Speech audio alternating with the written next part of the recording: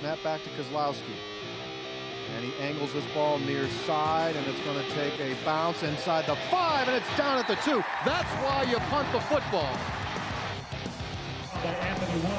For Scott Kozlowski, the road to success hasn't always been an easy one. He came to West Virginia out of high school rated #1 in the nation by Scout.com. And in 2006, as a redshirt freshman, he became the starting punter. It was fun. You know, just getting college experience versus high school was way different. You know, it was a big shock to me. The speed was a lot different. Everybody always told me about, you know, watch out for the speed and watch out for the guys that are a lot faster in college compared to high school. But I thought it was an interesting, you know, it was definitely an interesting, you know, habit getting into, you know, trying to see how much faster I'd have to go or to see, you know, where I'd pin the ball versus in high school where I would just kick wherever. Things were going well for Scott until a bad punt in the 2006 Louisville game cost the Mountaineers a touchdown, and Scott found himself banished to the bench.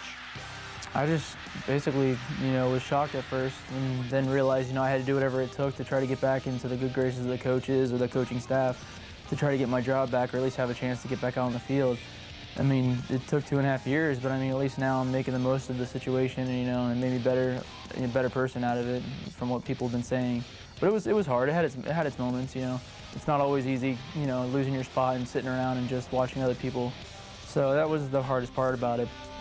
That perseverance certainly paid off. Scott earned back his spot and took the field in this year's season opener for the first time in 2.5 years.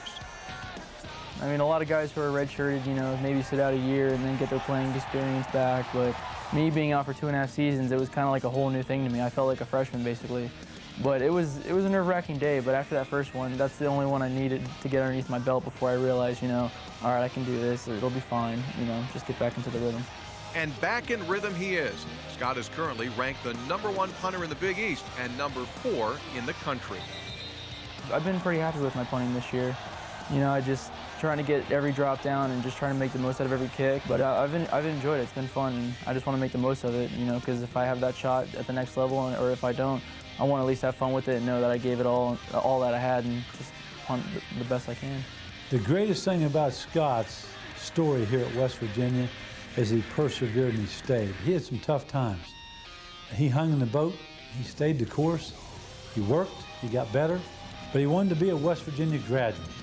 And that's special, very, very special. So that's why it's such a neat story and such a fine finish to a collegiate career. He stayed, and I think that's so remarkable as a type of young man and a testimony to Scott.